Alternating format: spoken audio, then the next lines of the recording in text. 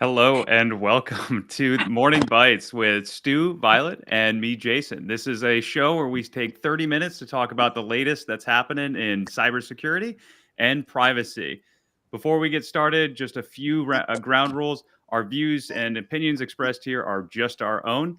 And if you do have any questions that pop up or you want to leave a comment, just drop a comment in the LinkedIn session. We will be able to see it, and hopefully Stu will give a witty remark back. So, Violet, start us off this week. What have you been reading? What's at your top of your mind this month? Well, first of all, happy Valentine's Day. I see Jim Leonard is wishing us all a happy Valentine's Day too. But my biggest question this week, the hyperfixation that I can't get around is, what do we think the media policy looks for Kendrick Lamar and his team? Like, do we think, Stu, what have your kids been saying? Is this like something that is millennials are just like behind? And then we're just Well, I don't catching think they're thinking about the fixation? privacy policies, but my kids do love Kendrick Lamar. That is for sure. They call him the poet of their generation. Billy Joel was the one I used to say was the poet of his generation, not mine, but his. Nate, bell bottoms. My son keeps yelling through the house mustard just over and over, just through the house. So I only that's know how A it's. minor. Okay, well I don't then. Yeah, well, we've completely lost an entire generation within 30 seconds of this the start of this show. So I'd say we're off to a good knows. start. She probably knows. She's cool. All right, keep What going. happened at the Super Bowl too, isn't it? All right, Nate, what do you got? What's your story? So I am starting with the Power Schools event. So quick background for everyone, just to kind of catch everybody up to the same page. So Power Schools had an event back in December. It is impacting about 75% of K through 12 students across North America. When you take a look at what Power Schools is it's basically a platform that you have to use to enroll in school in most cases. And some of the details behind the platform is some districts are requiring that you have a significant amount of information in the platform. Others are a little more lax, and it's really just the students' grades and parent contact information. But what ended up happening here is a hacker was able to gain access to the credentials of a single user. They were able to then get access to the maintenance access level, where they were able to download millions of children's personal information. Some of the negative parts surrounding this story is the company was not aware it was the victim of the attack until a few days after it happened, when the ransom demand popped up, and Power Schools reportedly paid the hacker. So lots of stuff going on this one. It's funny you say paid the hacker, because I heard it from multiple people who got this letter that weren't even privacy security professional that read, is that what that sentence means? Like it wasn't hidden. It wasn't hidden that well. Do you remember what it said? Something like we did everything we could to ensure that your data was not exposed. That's like the standard response. I think they went further on this one. I can't remember exactly what it was, but it was pretty direct. Like it didn't leave a lot of room for interpretation. I have not gotten any of my letters. I actually called their helpline to see if we were impacted, and that kind of went in circles a couple times. And I love testing helpline. I love yes, testing. The other said no, we don't let you know if you're impacted. So I think. Well, I can add some flavor to that, Nate. Is what Power Schools was the vendor to the school districts. So the school districts are really the owners of the data that you're talking about. So it's just the way the law treats data owners versus data, I'll just call them processors for this conversation, like Power Schools. Might be different obligations on the different entities. And in this instance, Power Schools believed its first obligation was to notify the school districts that this in fact happened, because it was really their data they were the data owners that was affected, and then gave the school districts a chance to take some action with their help, with their coordination, to comply with any obligations arising from this situation, the notifications that you're talking about. So in that regard, I would say that PowerSchool was, we often encourage our clients to maintain transparency and competency. I think I've said that before in this program. And I would say certainly with transparency, the school districts that we worked with were contacted early by PowerSchools and regularly by their sales team, and maintained whatever access to information was requested. The one thing that stood out to me with PowerSchool is that it impacted both the cloud users as well as the on-premise. And like, I feel like that's not something that you typically will see. Usually it's one or the other, right? Especially like new vulnerability comes out. Most of the time you're going to see it impact the on-premise servers, but cloud is okay. And, typically if there's a compromise of an account, admin style, right, it's going to give you, I think in this case, it was like a support account or something like that. If that's just a SaaS application, then it's usually just stuck there, because you would usually think that on-premise means completely isolated, no connectivity, you're running it yourself. So that's what stood out to me, was that this was just much worse than it could have been had that connectivity not even been there. And Jason, if you don't mind me pushing you a little bit, what does that tell us, right? What does that tell us about cybersecurity?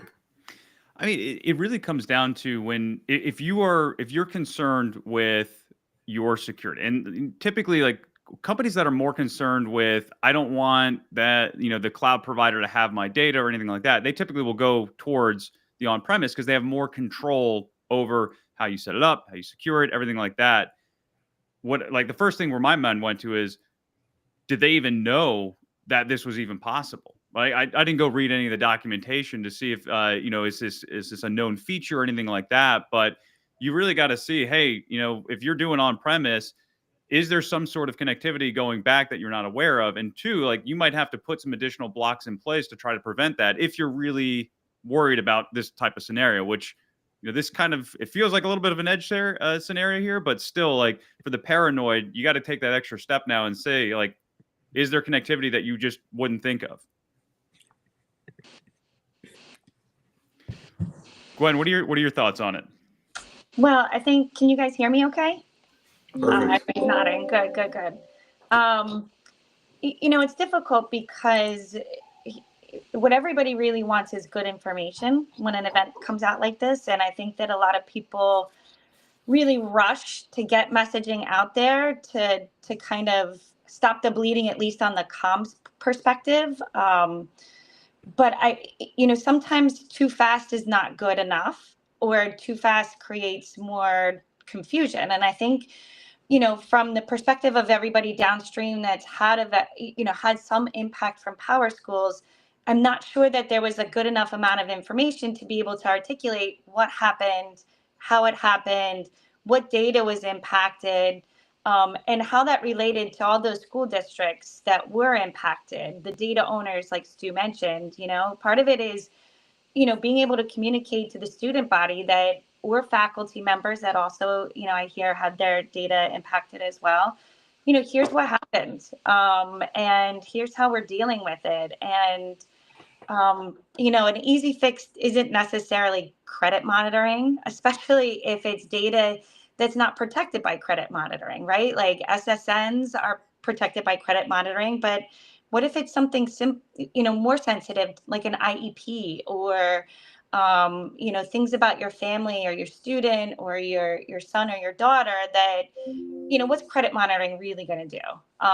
And without having an idea of what's really going on, how are these schools able to say this is the only data, or this is, wasn't the worst case scenario? And I think people are left out there saying, well, I had this credit monitoring product, I know something happened, but I really don't know a whole lot. And I think that creates more confusion. And it's right for people getting, upset about it, right? Like, what do I do? Right? Yeah, I think you're right, because it feels like that whole kind of part of the response lifecycle is the most underserved, because we've outgrown credit monitoring. That's clear. You explained that well. And, I see sometimes where we'll go and say, hey, we're scanning the dark web to see if it's getting sold or anything like that. And that's helpful. But you never have a full picture of it, right? There's still plenty of comms or conversations that are happening that nobody else has visibility into, and that data can exchange hands. So it really leaves the victims in a tough spot where they're just waiting to see if fraud pops up somewhere. So some of the details that were also available through some of these articles is that they're estimating about 60 million students are impacted by this, up to maybe 10 million faculty are impacted by this. About 25% of the students are expected to have Social Security number impacted by this. And we're talking about credit monitoring and whether or not that's effective or appropriate. Credit monitoring is not available for the 60 million population because the students, if they're under 18, they should not have a credit file. And the downstream impact on all of that is a lot more complicated, going back to my roots in the identity theft space of when you have an impacted minor, that information and when that stuff happens, it's a lot harder to detect, and then it's a lot harder to fix after you actually find it. So oftentimes these minors don't find out that this has even happened or that their information's been impacted until they need to start using it when they turn 18, when they do background checks, and when they try to get jobs for the first time. So I know they've been doing studies on that, Nate. Like the whole what is the best time to perpetrate identity theft, and there's studies and show how much more vulnerable it is because of the length of time that they have before this unravels. There are right. I mean, this was back in, I remember people have been talking about this back before Target and Home Depot and all of these things, saying hey, there is so much more time and there's no credit monitoring product that's 18 years old. Well, you might end up having 5 years of data and records all pointing to the wrong person, that it is not actually this student, it's not this minor. So it's a lot harder to fix the problem down the road as well. And that's a good tie-in to something, Stu, I think you wanted to talk about. We're talking about kind of fake identities here, or stealing identities. Yeah, it's a good segue. Yeah. What's been on your mind? So what's been on my mind is that identity management has been on my mind. Identity is the new perimeter. And we've had a few assignments recently involving, I just call them fake employees. So what happens is you'll have fake employees using fraudulent identities that get jobs, especially in IT, software development roles or other remote work environments. And they're imposters. And so they use stolen identities, or they'll use deep fake interviews, or they'll use falsified credentials that they purchased somewhere, and they get jobs. And in some cases, if it's sensitive jobs, they'll provide information because they might be state sponsored. We had a matter where there was some connection to North Korea. That wasn't for spying, but the allegation was that they were making payments back to North Korea, which is of course a sanctioned entity under US law. And what happens from a privacy perspective is that when there's a discovery of a fake employee, there's potential unauthorized access now into sensitive data that belongs to the organization. So in that regard, sometimes it's the business information, like secrets or proprietary information, but other times it's straight up the vulns, the fulls, the identity profiles, HR records, etc. So we've been trying to counsel organizations on both in the peacetime and unfortunately in reactive mode, in incident response, doing those sort of data privacy investigations. But there's a lot I think you can do on the front end. Jason, I'm sure you know more than I do, but about what to do, especially essentially just having that zero trust mentality of when it comes to identity management, and verify. So even existing employees, a lot of times it's not like month 1, month 2, month 3 that this comes out. You learn it, much later. So if I saw it only one time, I would say all right, I read it in the news a few months ago that this happened, but now we're getting assignments that are arising out of this. So I definitely wanted to raise this issue. Yeah, I feel like it started off a lot with some of the tech companies, but it has been picking up steam, and I think there's a few different areas that you have to look at. Is like one in the interview process, are you actually picking up through background checks or whatever? Like, is this a stolen identity? And like, I'm always curious. I really want to know how they do interviewing, or if it's just like low interview standards, or if they're really actually solid on what they're doing. And then two, like the scary part is how much access are you giving to your new employees, right? Because I think to your point, Stu, on zero trust, like I would venture to say most companies are going to start off with just giving you full access to all the systems and data that you would potentially need, even if you don't need it on day one. And there's nothing stopping that employee from just scooping that up. And, if they get caught in 3 or 4 days, the damage could potentially already be done. Yeah, I agree. And it ends up triggering obligations to notify third parties. And then sometimes there's law enforcement investigations. So it becomes a waste of time, and time is money, as we all know. So it's best to avoid. So that was my subject of the month, because I thought it was a very interesting new type of claim that we've been seeing. I love I it. feel Yeah, like we need a call-in hotline too, as the comments is awesome. But while you guys were talking through the identity piece and connecting it all together, Dara Gibson sent me a link that, like, an article she wrote on Power School. Steve Stransky put in the comments a link for Power School specifically coming from them. I would check out both of those. And also, I thought it was hilarious that Brian Duke added that for identification, he had to show his driver's license on his recent interview, which I'm like, oh my gosh. in the interview. That's crazy. I haven't heard of somebody doing that in the interview.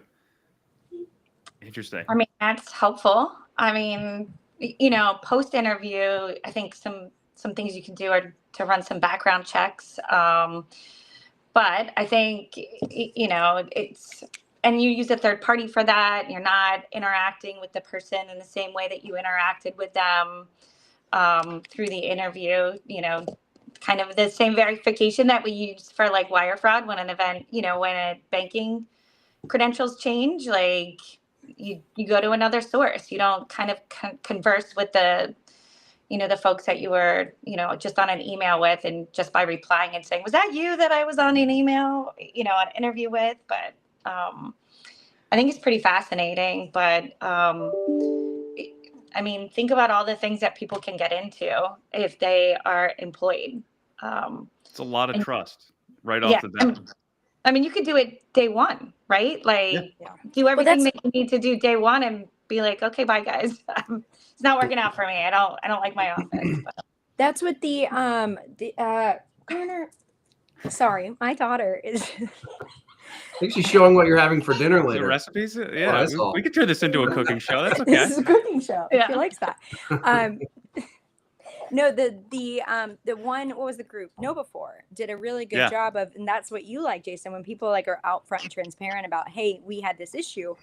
The Know Before, it was the day one. Remember, it was like they went through all of it, and then day one, they just went like, let's just open up everything, pull as much as we can, and that was like the kind of the tripwire that set it. That's right. And I can't remember if it was Know Before, if it was somebody else. It might have been Sentinel-1, where they actually detected the employee trying to install malware on the system. I feel like that was Know Before. But was it Know Before? Okay. Well, they caught the guy Know Before he was able to do anything. And I think that that's like really important too. And I think something that got missed in the release that they saw this happening is that they caught it. Nothing happened from it, and they were sharing like, hey, we caught it, you may not, so this is an issue. And I think that I think some of the things, I thought it was great. I agree with you, Jason, that I thought it was really great that they got out ahead of it and said, we're not immune from people trying. And I think that that's the thing about with all these events. It doesn't matter how sophisticated you are. It doesn't matter how well you are at securing your fortress. If they want to find a way into you, they absolutely will. Yeah. And so I think that that's like, I mean, obviously something that we see on the larger enterprise side is that, they are incredibly sophisticated. cybersecurity infrastructures in some of these companies, but then you see this like insanely sophisticated attack where you're like, I don't mean to be too curious, but can you tell me more about what you did here? Because that's the nerd in me says like, that's so cool. Like, I cannot believe that you guys figured out that way to get in there and then got data that way. So I'm always fascinated. And these insider jobs, fake employees are kind of what we've always feared, right? Like most of the time back in the day, it was they're across the pond, they're far away, like you don't have to worry about that. But when they have, boots on the ground, it's a totally different ballgame, in my opinion. It's, definitely.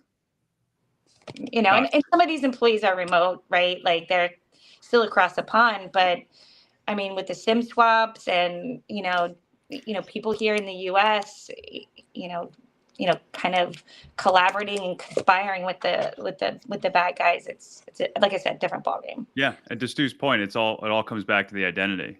So Gwen, curious for you, what's a story that you've been, that's intrigued you over the last month?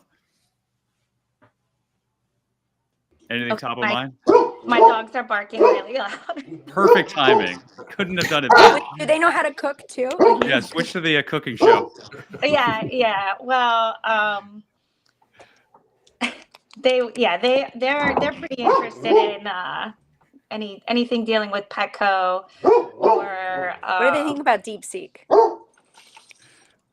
They don't really care about DeepSeek.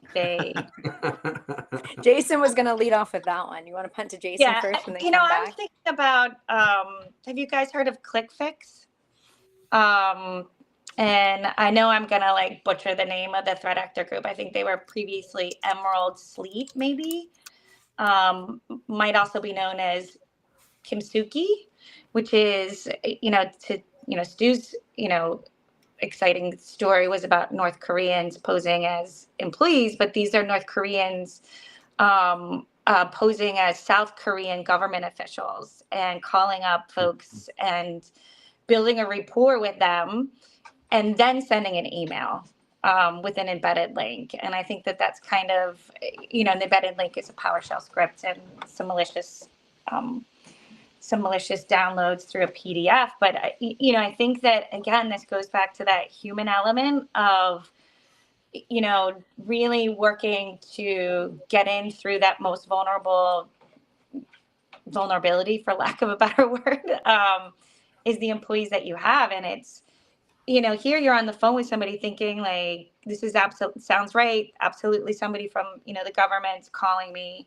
And I worry that, with the change in guard, that we're seeing and so many different things coming out of, these changes in our government, how likely it would be for somebody here in the US to fall for something like that. Very quick, we're building up a new program or we're shutting one down or anything involving money. Hey, do you want to close this deal? Those are the incentives. I mean, so many things, because I think that, we're kind of in a little bit of chaos right now in the US of the change between presidents. And there's a lot of changes going on in, the regulatory structure. Investigating is getting shut down, and it's maybe I was involved with an investigation and somebody was calling me. Maybe they're picking that back up, or I don't know. The example you gave of what's it, ClickFix? Did you say ClickFix was the name? Yes. Yeah. It makes me think of all of those court order scams. People just think I haven't done anything wrong, but this looks official, so I better answer it because it looks very official. Because they don't want to get in trouble. Is that what you're saying? Yeah. Or you see it. Well, so a lot of the early on phishing, not now, it's so much better with GPT and stuff. But the early on phishing, there was a lot of scams that came looking from a higher authority, which Gwen is laying out with this one, is a higher authority inquiring and almost catching that psychological want to say, it wasn't me, I'm not in trouble, that first inclination of I'm in trouble, I have to respond, or I have to respond to authority. And it's I can click on something to fix it, right? Like Yeah. it's a very easy fix. I just click on this and it's going to go away. And it's like, A much more mundane is the like the senior citizen who's just on the computer surfing and that pops up on a website and they just try to click it and then the credentials are stolen and they're of course using the same credentials that they're using for their bank account. So then the bank account gets drained. I think the click fix scams been around for a really long time in some way or another.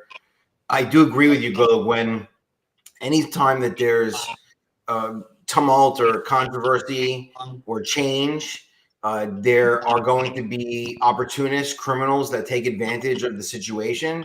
I remember during COVID, immediately there were fake SMS text messages going out with malware or credential hunting that were saying, "Oh, these people were infected in your neighborhood," and you're like, "Oh, I better go click on that." Anytime that there's some sort of public situation, and I agree, with all the news coming out that there's people who are going to take advantage of the uncertainty and say, this is a new rule, you need to follow it, click here. And then someone who's ignorant or naive or just working too quickly and not thinking all the way through will just click, because we're on click run all day long. Our brains are on click run all day long. And that's what the bad guys hope for. And I agree with you. It's a busy time. yeah, that's one thing I always talk to victims of crime. I mean, before my prior career, as you guys know, a homicide prosecutor, but also in cyber world, like our clients are victims of crime. And I am consistently, warning people that right now your hair is on fire. You are so stressed out. The emotions are high. You are at your most vulnerable for either another attack or for people to your point, Stu, to take advantage of you.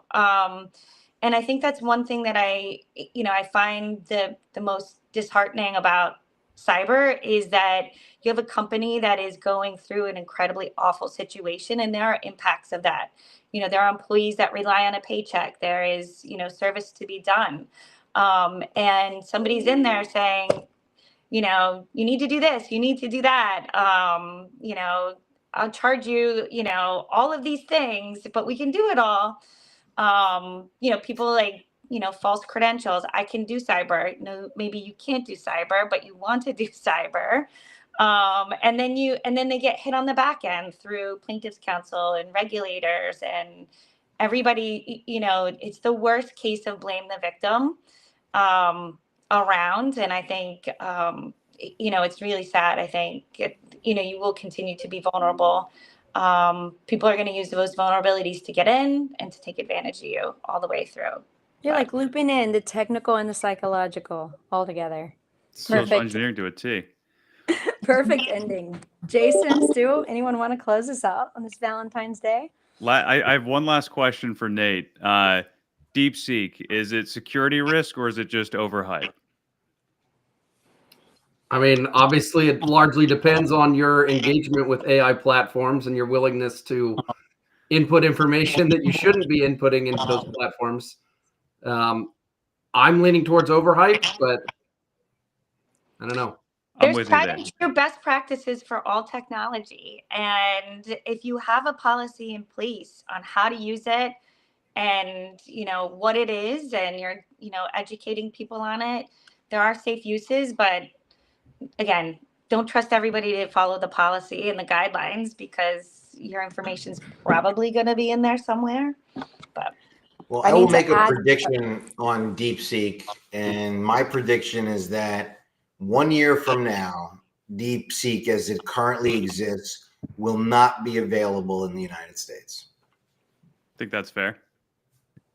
We'll see how TikTok plays out first. TikTok fully, I'll be happy. I know, right?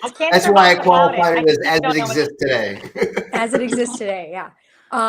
Also, just to add on the cooking front update is someone just got mad at me because she pulled in an entire tray of Play-Doh treats, all made for you guys, and then I ruined it because I did something. I'm not sure how, but it was about to turn into a cooking show at the end. Almost full circle. Next time. All right. Well, with that, thank you everybody for tuning in, and we will be back next month with some new guests. So Nate and Gwen, thanks for joining us here. Bye, Thanks for Happy having everyone. me.